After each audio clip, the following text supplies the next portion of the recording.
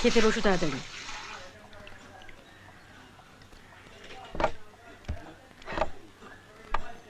ভাত ঠান্ডা হচ্ছে, তাড়াতাড়ি এসো। ঠিক দরজাটা খোলা, আমি জানি এই বিরক্তিকর কাজটা আমাকেই করতে হবে। আশ্চর্য। কি হলো? আজই তো 18 তারিখ, তোমার তো রেজাল্ট বেরোনোর কথা।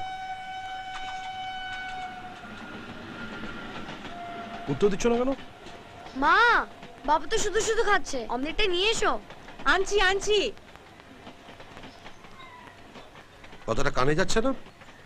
রেজাল্টের কি হলো? 5টা সাবজেক্টে ফেল করে গেছি।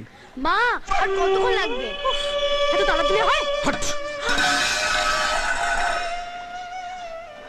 আমারই ভুল। আমার অনেক আগে মরে যাওয়া উচিত ছিল।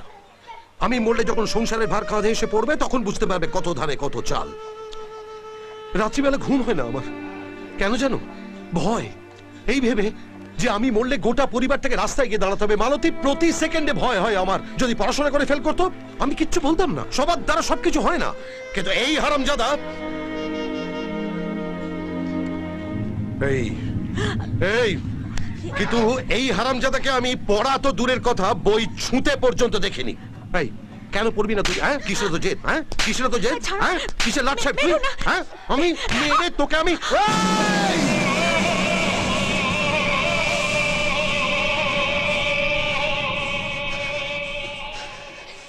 বাবাকে মারবি? নিজের বাবাকে? মা, 16 কলা পূর্ণ হোক। মার মার মার মার মার মার মার। আজ তোকে আমি বলে দিচ্ছি, তুই থেকে শিখবি। যখন তুই জন্মেছিলিস তখন তোকে আমার এই কাঁধে চড়িয়ে গোটা পাড়া ঘুরে বেড়াতাম, আর আজ 22 বছর পরেও তোকে সেই কাঁধে চড়িয়ে ঘোরাতে হচ্ছে। লাগে, বুকে লাগে। কেন জানিস? কারণ আমি বাপ।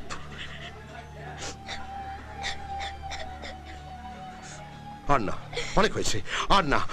মালতী, আমি আর নিতে পারছি না। তুমি তোমার ছেলেকে তোমার টাকা পয়সা যা আছে সব দিয়ে দাও, আর তারপরে গয়নাকাটি যা আছে সব বার করে দাও। সব বার করে দিয়ে ওকে ওকে বাড়ি থেকে চলে যেতে বলো। ওর নিজের রাস্তাকে খুঁজে নিতে বলো। কি বলছো? কি হতো আমাদের? হ্যাঁ, ছেলে বলে তাই তো বলছি।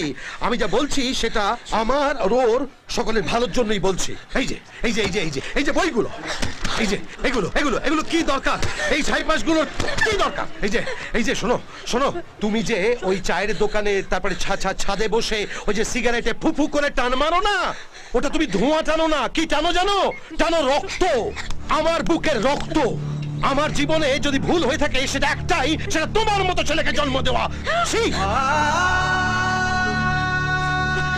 শোনো না, তুমি কোথায় যাচ্ছ? শুনছো?